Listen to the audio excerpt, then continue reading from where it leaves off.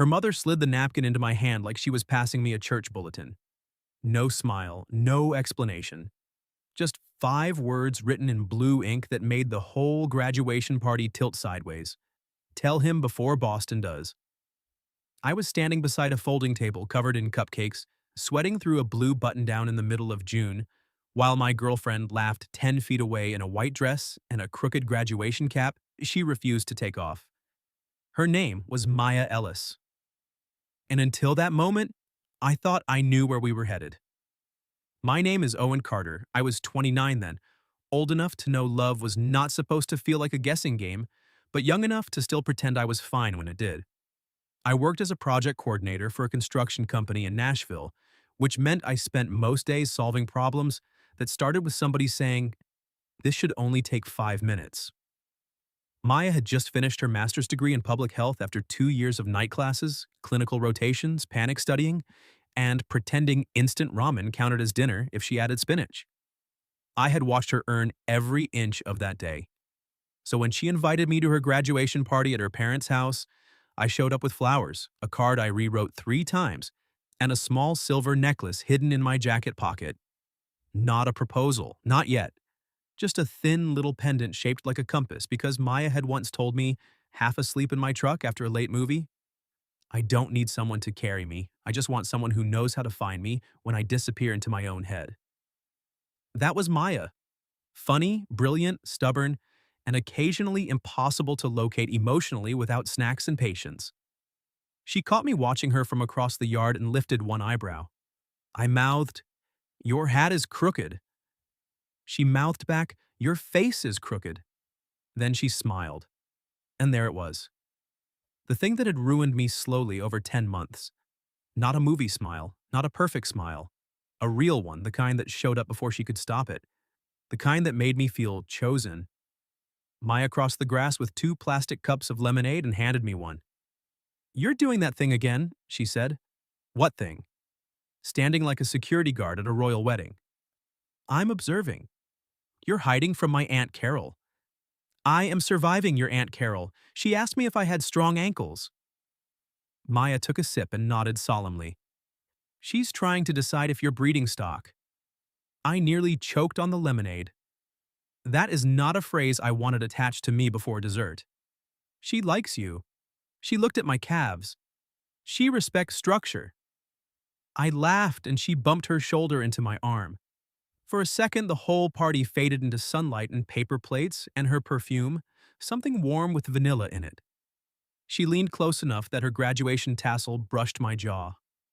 "Thank you for being here," she said quietly. "Where else would I be?" Her eyes softened, but something passed behind them. A shadow. Quick, practiced, gone before most people would have noticed. I noticed. That had been happening more lately.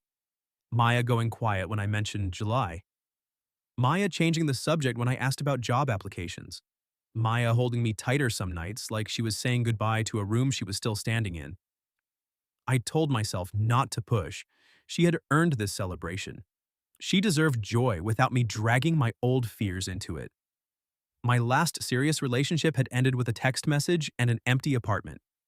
My ex, Hannah, had packed while I was at work and left the key under a plant we had somehow kept alive longer than the relationship. Since then, I had a bad habit of studying silence like it was evidence. Maya knew that about me. She also knew I hated being managed, which is why the note felt like a match dropped into dry grass. Her mother, Denise, appeared beside me right after Maya got pulled away by one of her professors. Denise Ellis was a polished woman with silver-streaked hair, sharp cheekbones, and the calm intensity of someone who could make a casserole and interrogate a witness at the same time. "Owen," she said, "Denise, party's great." "Hmm." She looked past me toward Maya. "She's worked hard." "She has." Denise folded a napkin once, then again, and pressed it into my palm. I thought maybe it was a grocery list, or a reminder to help bring out more ice, or one of those family things where everyone somehow knows what's happening except the boyfriend. Then she walked away. I opened it because, frankly, if someone hands you a folded napkin at a party with your girlfriend's name all over the decorations, curiosity is not a character flaw. It is basic human function. Tell him before Boston does. I read it twice. Then a third time, slower, as if the words might rearrange into something less stomach-dropping. Boston. Maya had mentioned Boston exactly once, 6 months earlier, while we were eating tacos in my kitchen. She said there was a fellowship there she used to dream about applying for, back when dreaming felt cheaper than plane tickets. I had asked if she still wanted it. She shrugged and said, I want a lot of things. Then she stole my last tortilla chip and changed the subject. Now her mother's note sat in my hand like proof of a conversation happening without me. I looked up. Denise had stopped near the patio door, her face turned pale. She realized. She looked at the napkin in my hand, then at me, and her mouth opened just a little. I wasn't supposed to read it. Before I could move, Maya appeared at my side and slipped her fingers through mine. There you are, she said. Dad's about to make a toast, and if I'm not holding on to someone, I may physically leave my body. Her hand was warm, familiar, trusting. I folded the napkin into my fist. Maya glanced down. What's that? Nothing, I said too fast. Her smile flickered. That was the first crack. The second came when her father tapped a spoon against a glass and called everyone to the patio. People gathered with drinks and paper plates. Maya stayed close to me, our fingers still linked, but I could feel the tension in her hand now. She knew something had shifted. Maya always knew. Her father started talking about discipline and pride and how his little girl had once tried to vaccinate a stuffed rabbit with a mechanical pencil. Everyone laughed. Maya leaned toward me. You okay? I looked at her profile, at the loose curl stuck to her cheek, at the tiny gold studs in her ears, at the woman I was dangerously close to loving, in a way I had not admitted out loud yet. I wanted to ask her right there. I wanted to say, Boston, really? Were you waiting until after cake to mention another city? But her father's voice cracked as he said how proud he was, and Maya's eyes filled. And I hated myself for feeling hurt during one of the happiest moments of her life. So I squeezed her hand. She squeezed back. Then her father raised his glass. To Maya, he said, and to the incredible opportunity waiting for her next month. The yard went quiet for half a second. Not because everyone was surprised, because I was. Her father's glass stayed in the air. Maya's fingers went still inside mine. That was how I knew, not by her face. Maya had a face for emergencies, smooth, composed, almost bored.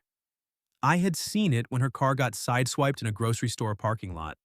I had seen it when a professor lost half her final project and blamed her. I had seen it when the restaurant gave her cilantro after she had said, clearly and repeatedly, that cilantro tasted like soap and betrayal. But her hand gave her away. It didn't pull from mine, it froze. To Boston, her father continued, smiling like he hadn't just kicked open a locked door. To the Whitcomb Fellowship and to the people smart enough to recognize what we've known all along. Applause broke out around us. Maya's Aunt Carol whooped. Someone said, Speech! Her mother stood near the back steps, one hand over her mouth, looking as if she'd swallowed a stone. I clapped because my body understood social survival even when my brain had stopped functioning. Maya didn't. She turned her head and looked at me. Owen, she whispered. I wanted to be graceful. I wanted to be the kind of man who could smile and say, Congratulations, I'm proud of you, we'll figure it out. And a part of me was proud. Of course I was proud. Maya had wanted work that mattered. She had burned herself down to build something bigger. If Boston had seen her the way I saw her, brilliant, relentless, impossible to ignore, then they had good taste. But the other part of me was standing in a backyard full of strangers, holding a secret I had learned from a napkin. Congratulations, I said. The word came out flat. Her eyes flinched. That hurt worse than the note. People surged toward her then, hugging her, asking questions. She was pulled from me by arms and voices and excitement. I let go because I wasn't going to make a scene at her graduation party. I stepped backward until my shoulders hit the trunk of an old maple tree. The napkin was still in my fist. Denise found me there 3 minutes later. I'm sorry, she said. I didn't look at her. Were you trying to warn me or warn her? That note was meant for Maya. That does not make it better. No, she said softly. It doesn't. Across the yard, Maya laughed at something one of her cousins said. It was convincing, too convincing. Denise followed my gaze. She was going to tell you. When? Denise didn't answer fast enough. I nodded once. Right. Owen, she loves you. The words hit me in the ribs because Maya had not said that. Neither had I. We had circled it for weeks, maybe months. It lived in the extra toothbrush in my bathroom, in the way she knew which side of the couch I preferred, in how I bought oat milk, even though it tasted like wet cardboard because she liked it in coffee. But we had not said it. Denise seemed to realize what she'd done. I shouldn't have. No, I said, you probably shouldn't. I walked away before she could apologize again. Not out the front door, not yet. I ended up in the side yard where the noise of the party softened behind a row of hydrangeas. Maya's parents had strung lights between the fence posts, though the sun was still up. Little glass bulbs swayed in the breeze like they were waiting for evening to give them a reason. I was staring at them when Maya came around the corner. She had taken off the graduation cap. Her hair fell over one shoulder, dark and loose, and her cheeks were pink from heat or panic or both. You disappeared, she said. I moved 15 feet. That counts when you look like you're about to politely demolish a shed. I almost smiled. Almost. She hugged her arms around herself. Can we talk? I held up the napkin. Her eyes closed. Maya. I know. Do you? Yes. Her voice cracked. Yes, Owen, I know. The anger in me wanted clean lines. It wanted one simple betrayal, one obvious villain. But Maya stood there looking scared and gorgeous and miserable, and all I could think was that I wanted to touch her face. That made me angrier. How long? I asked. I got the offer 3 weeks ago. 3 weeks? In 3 weeks, she had slept in my bed 6 times. We had gone to a farmer's market. We had argued playfully over whether banana pudding counted as pudding or structural dessert. She had kissed me in the rain outside a pharmacy because I bought her cold medicine at midnight. 3 weeks. And you said yes? She swallowed. I asked for time. How much time? Until Monday. Today was Saturday. I laughed once without humor. So the plan was what? Tell me after everyone else toasted your future? No. She stepped closer. The plan was to tell you tonight, after the party, alone. That sounds convenient. It sounds cowardly, she said, and the honesty stopped me. Because it was. I was being a coward. I looked away. She moved closer again, close enough that I could smell vanilla and lemonade on her breath. I didn't hide it because you don't matter. I hid it because you matter too much. That is a terrible defense. I know. Like, legally useless. A tiny, devastated laugh escaped her. I know. I hated how badly I wanted to laugh with her. Maya reached for my hand, then stopped before touching me. May I? That undid something in me. The asking, the respect in it, the way she knew I might say no and was giving me room to. I opened my hand. She laced her fingers through mine. I didn't know how to want Boston and want you at the same time, she said. And I do. I want both. The yard noise faded again. She looked up at me, eyes wet now. You're the first man who ever made my future feel bigger instead of smaller. And then this came, and I panicked because I thought if I told you, you'd hear, I'm leaving you. What should I hear? That I'm terrified you won't choose me if choosing me gets complicated. There it was. Not an excuse. A fear. And it matched. Mine so closely I almost couldn't breathe. I thought of Hannah's key under the plant, of coming home to absence, of all the ways I had promised myself I would never again be the last person to know my own life was changing. I'm not him, Maya said quietly. I blinked. She squeezed my hand. Whoever taught you that love means getting blindsided. I'm not her. But today I acted like I was, and I'm sorry. My throat tightened. You should have told me, I said. I know. I would have been proud of you. I know. And scared. I know that too. I looked at her then, really looked. The dress, the trembling mouth. The woman who could have defended herself but chose to stand in front of me with the truth instead. I am proud of you, I said. Her face crumpled a little. I pulled her into my arms before I could overthink it. She came willingly, fiercely, wrapping both arms around my waist and pressing her forehead to my chest. I held her there in the side yard while her family celebrated 10 yards away. I'm still mad, I murmured into her hair. I'd be worried if you weren't. You're not allowed to be funny when I'm wounded. I'm sorry, I'll be dull and repentant. Impossible, you're wearing honors cords. She laughed against my shirt and I felt it all the way through me. Then she lifted her face. For one suspended second, we just looked at each other, hurt still between us. Fear, too, but also something warmer. Older than the fight and stronger than the secret. Maya touched my jaw. Please don't leave before we finish talking. I won't. Her thumb brushed my cheek. Promise? I nodded. I promise. She kissed me then. Not a party kiss, not a quick public peck. A quiet, trembling kiss full of apology and need, her fingers curling into my shirt as if I were something she refused to let the tide take. I kissed her back because I was angry, yes, but I was also hers in ways I had been pretending were casual. When we broke apart, she rested her forehead against mine. I love you, she whispered. The words landed softly. Still, they changed everything. Before I could answer, her phone buzzed in her hand. She glanced down and the color drained from her face. The screen showed one message from an unknown Boston number. Congratulations again, Maya. Can't wait to see you Monday. Don't bring him. For a second, neither of us moved. The party kept going without us. Laughter over the fence, ice clinking in plastic cups, someone begging Maya's father not to tell the stuffed rabbit story again. But in the side yard, Maya's phone might as well have been a flare. Don't bring him. I looked from the screen to her face. Who is that? I don't know. Her voice was too quick. Maya.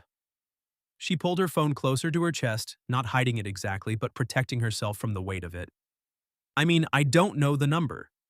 That's not what I asked. She shut her eyes. His name is Callum Reeves. There are moments when jealousy arrives like a cartoon villain, all ridiculous cape and mustache. This wasn't that. This was colder, quieter. Callum, I repeated. He's not. She stopped and started again. He was in my undergrad program. We dated for a while. How long is a while? A year. I nodded, like that didn't punch a neat hole through my chest. He works with the Whitcomb Fellowship now, she said. Not as my supervisor. More like alumni relations, recruitment, donor events. He's the person who called to tell me I was a finalist. And he knows about me? Her mouth twisted. Unfortunately, yes. Why unfortunately? Because Callum has a talent for making every room feel like a chessboard and every person feel like a piece he can move. I looked down at the message again. The words sat there smug and intimate. Congratulations again, Maya. Can't wait to see you Monday. Don't bring him. I hated him immediately, which was satisfying but unhelpful. Maya touched my wrist. Owen, look at me. I did. I didn't hide Boston because of him. Okay. You don't believe me. I'm trying to. That's fair. Her fingers slid down until they found mine again. He's part of why I panicked, but not in the way you're thinking. What way am I thinking? That I still have feelings for him. I said nothing. Her eyes sharpened. I don't. The certainty in her voice mattered. It didn't fix everything, but it gave me somewhere to stand. She took a breath. Callum was charming at first. The kind of charming that makes you feel like being chosen by him proves something about you. Then slowly, everything became a test. My clothes were too loud. My laugh was too much. My goals were adorable until they inconvenienced him. My anger shifted shape. I was 21, she said. I thought love meant becoming easier to approve of. The words hurt because I could see it. Maya dimmed, edited, softened at the edges for a man who liked owning the light. He told me public health was noble but small, she continued. When I got into grad school, he said I'd probably quit after one semester because I liked praise more than work. I let out a breath. He sounds like a disease with good hair. Maya blinked. Then she laughed. It came out broken at first, then real, and the sound loosened the knot in my chest. She covered her mouth, shaking her head. I'm sorry, I said. Was that too medical? No, it was extremely accurate. She wiped under one eye. And petty, I enjoyed it. I contain multitudes. You contain jealous construction manager energy. Coordinator. Jealous coordinator energy. I am not jealous. Owen. I am appropriately hostile. Her smile faded into something tender. She stepped closer until the tips of her shoes touched mine. You're allowed to be jealous, just don't decide who I am because of who he was. That landed, not gently. I had been doing exactly that. Taking Hannah's leaving, Callum's message, Maya's silence, and stacking them into one ugly tower. I'm sorry, I said. She looked surprised. I'm mad that you didn't tell me, I continued, but I don't want to punish you for being scared. Her fingers tightened around mine. And I don't want to stand here pretending I'm above jealousy when some guy named Callum just texted you like a villain in loafers. Her mouth curved. He does wear loafers. Of course he does. Maya leaned forward and rested her forehead against my chest again, this time not hiding, choosing. I love you, she whispered, like she was reminding me. My heart turned over. I had left her words hanging when the text came in. I knew it. She knew it. The whole side yard seemed to know it. I cupped the back of her head and bent my mouth near her ear. I love you too. She went still. Then she pulled back just enough to look at me. Her eyes were wide, wet, furious with hope. Don't say that because I'm crying in a hydrangea alley. I'm saying it because I've been carrying a compass necklace in my jacket all afternoon, and acting like that was a normal friend-level purchase. Her lips parted. You bought me a necklace? It was supposed to be after cake. Very romantic. No ex-boyfriend cameo, minimal loafers. Maya laughed again, but this time it folded into a sob. Owen. I reached into my jacket pocket and took out the small box. The corner had dented slightly from being crushed against my ribs, but the necklace inside was fine. When I opened it, the little silver compass caught the late sun. Her hand flew to her mouth. You once said you didn't need someone to carry you, I told her. Just someone who could find you. I know we have a lot to talk through. Boston, us, Monday, loafer disease. But I want to be someone you let find you. Maya stared at the necklace like it was a language she hadn't known she missed. Then she turned around and lifted her hair. It was such a simple gesture, intimate in a way that made my breath catch. I fastened the chain at the nape of her neck, my fingers brushing warm skin. She shivered, and not from cold. When she faced me again, the compass rested just below her collarbone. How does it look? She asked softly. Like trouble. Her eyes sparkled. Good trouble. The kind I'd follow to Massachusetts if we talked about it first. The smile she gave me was small and stunned. You'd consider that? I'd consider a lot of things for the woman I love. But I need to be invited into the decision, Maya, not informed after the toast. I know. She placed her palm over the compass. No more managing you. No more disappearing. I'll still disappear into my own head sometimes. I brought snacks. She rose onto her toes and kissed me, slow and sweet, her hand sliding up my chest. I kissed her back with the kind of relief that felt almost dangerous.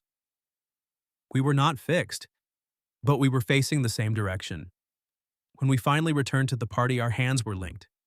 Denise saw the necklace first, then our faces. Something like relief crossed hers. Maya's father approached with 2 cupcakes. There she is, Boston's favorite graduate. Maya's grip tightened, but this time she didn't freeze. Dad, she said, please stop announcing my life before I've finished living it. He blinked. I was just proud. I know, but Owen should have heard it from me. Her father looked at me, then at our joined hands. I made a mess. A little, I said. Maya nudged me. Diplomatic. I'm growing. Her father sighed. I'm sorry, son. The apology was awkward but sincere. I accepted it because Maya was watching, and because love, I was learning, required letting people repair things badly at first. We made it through the next hour. Cake, photos. Aunt Carol confirming my ankles were acceptable. Maya stayed beside me, not glued there, not performing, just returning to me between conversations with little touches. Fingers at my elbow, a smile across the yard, her thumb brushing the inside of my wrist.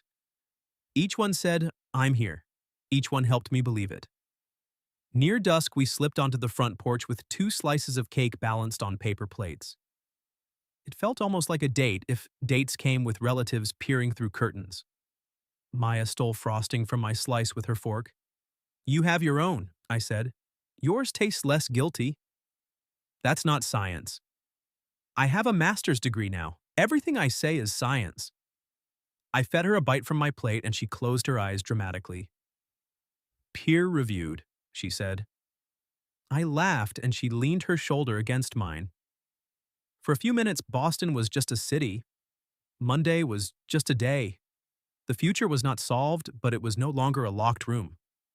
Then Maya's phone buzzed again. She didn't hide it. She set it on the porch step between us so we both could see. Another message from the unknown number. "If he knows, the offer gets complicated. Call me before you ruin this." Maya stared at the phone for a long moment. Then she picked up her fork and took another bite of my cake. I blinked.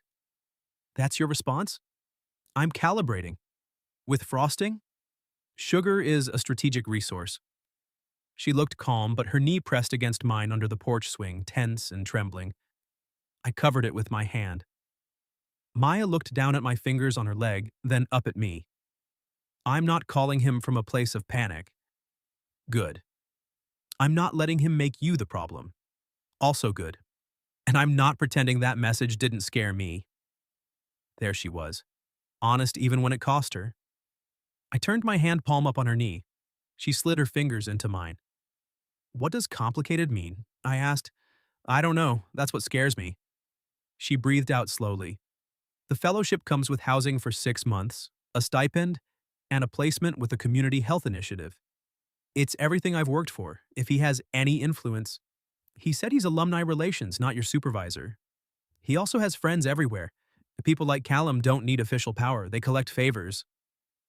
The porch door opened behind us and Denise stepped out with a trash bag in one hand. She saw our faces and stopped. "Maya?" Maya held up the phone. "Callum is texting me." Denise's expression hardened in a way that told me she knew exactly who Callum was and wished she didn't. "What did he say?" Maya handed her the phone. Denise read it, then muttered something under her breath that sounded deeply unchurch-like. "Mom." "I said what I said." Despite everything, I laughed. Denise looked at me. "You're still here." "Yes, ma'am." "I'm glad." Then to Maya, "You need to call the fellowship director, not him." Maya's shoulders dropped a fraction, like permission had been given to do the thing she already knew was right. "Dr. Anika Shah." "Yes, you still have her email?" "And her office line." "Good."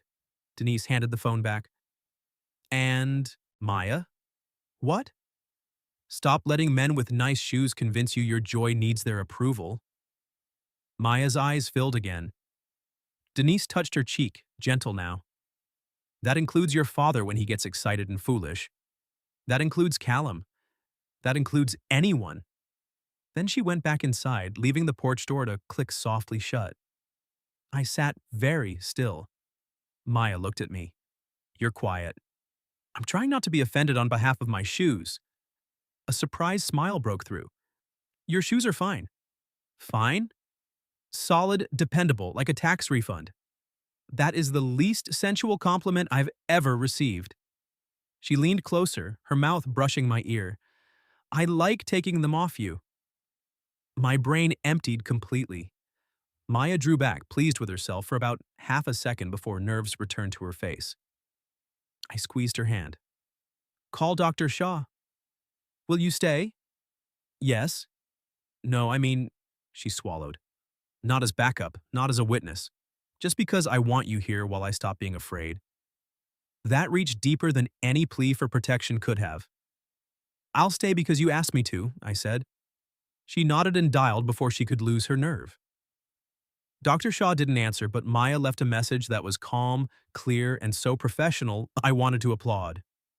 Hello, Dr. Shaw. This is Maya Ellis. I'm calling because I received a couple of concerning messages from Callum Reeves regarding my fellowship offer and my personal relationship. I wanted to speak with you directly to confirm there are no restrictions or expectations I've misunderstood before Monday. Thank you. She hung up and exhaled like she'd been underwater. That was impressive, I said. I almost threw up on your cake. I would have understood, but grieved. She laughed, then tipped sideways until her head rested on my shoulder. The porch swing creaked under us. Inside, plates clattered, and someone called for more coffee. Out in the yard, the string lights had finally found their reason, glowing soft and gold against the dusk. Maya touched the compass at her throat. Do you really mean it? Which part? That you'd consider coming with me? I looked at the street, at the parked cars, at the last pink strip of sky over the rooftops. I mean, I'd consider what our life looks like if your dream is in Boston, I said. I can't promise instant answers. My job is here. My lease is here. My brother borrows my tools and returns them haunted. Haunted tools are serious, but I'm not allergic to change. I turned to her. I'm allergic to being left out. She absorbed that. I don't want a boyfriend I have to shrink my dreams for. I don't want you shrunk. And I don't want a boyfriend I have to drag behind me. I'm very portable when motivated. Her smile warmed. Owen, I want to walk beside you, I said, even if we're still figuring out the map. She reached up and touched my cheek. That's the most Owen Carter sentence anyone has ever said.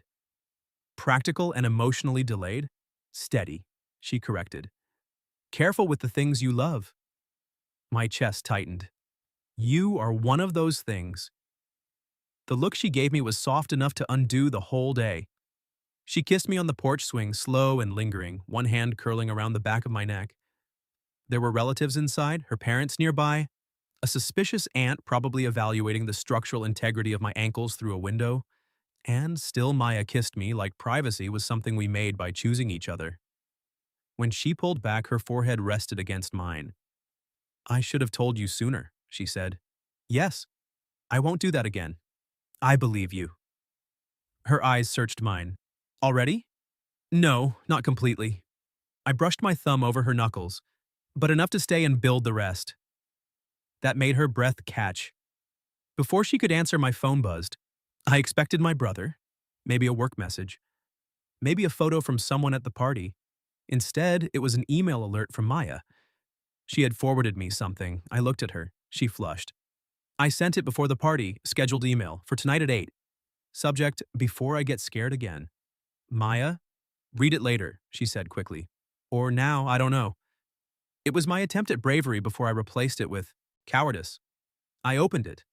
Owen, I got the fellowship in Boston. I haven't accepted yet because I need to tell you first, not ask permission, not make you responsible, but tell you because you matter to me. I love you. I am terrified of saying that and changing us, but not saying it has started to feel like lying. I want Boston. I want you. I don't know what that means yet, but I want to find out together if you do. I read it twice. The ache in me changed. It didn't vanish, but it softened around the edges. You tried, I said. Tears slipped down her cheeks. Too late. No. I folded her into me, my mouth against her hair. Messy, but not too late. She clung to me. For the first time all day, I let myself believe we might make it through this not by avoiding hurt, but by telling the truth faster than fear could rewrite it. Inside, Maya's father began another toast despite widespread protest. Maya laughed wetly against my shirt. If he announces anything else, tackle him. Romantically? Heroically. I was told protection isn't enough. She pulled back, confused. What? Nothing. Inside joke with the universe. Her phone rang then, vibrating hard on the porch step. Dr. Anika Shah. Maya looked at me. I handed her the phone and kissed her once, gently. Together, she answered, voice steady. By the time she hung up, her face had gone unreadable again. What? I asked. Maya stared down at the compass necklace. Dr. Shaw wants us both in Boston Monday morning. Both of us? I said. Maya nodded, phone still in her hand.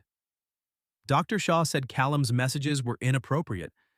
She wants to speak with me in person before orientation, and she said, if he's trying to make my relationship sound like a conflict, she'd rather meet the relationship.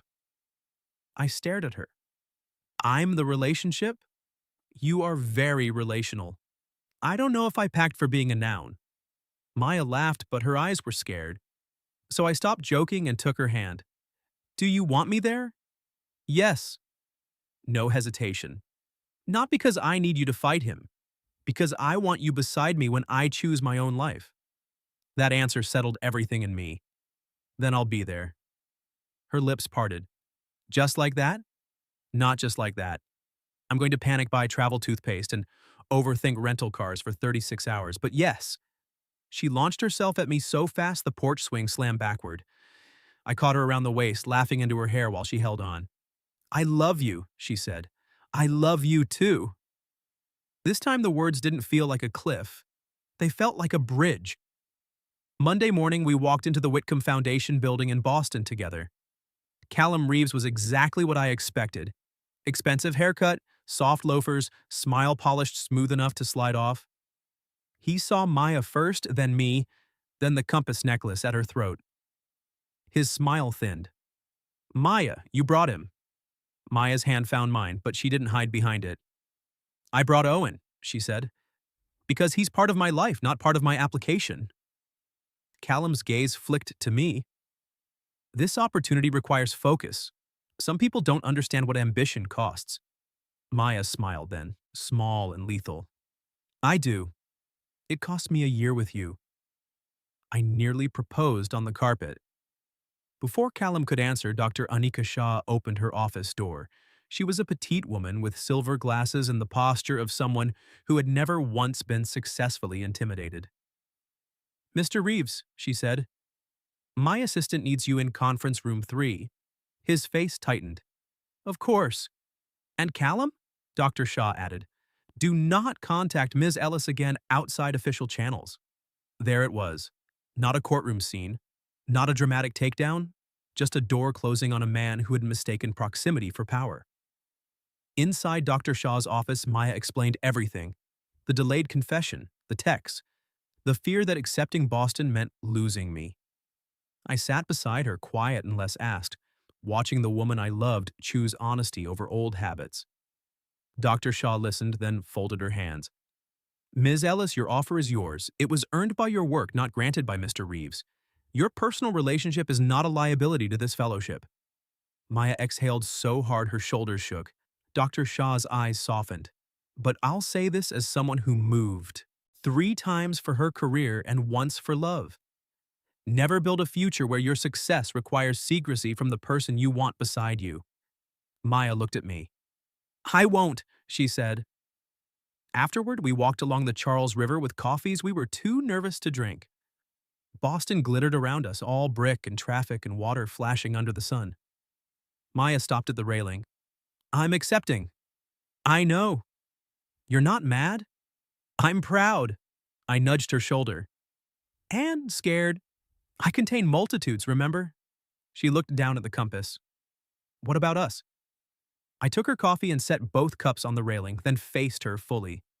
Here's what I know. I love you. I don't want a relationship built on assumptions. So we talk. We plan. We try long distance for a little while. I'll talk to my company about remote work or a transfer.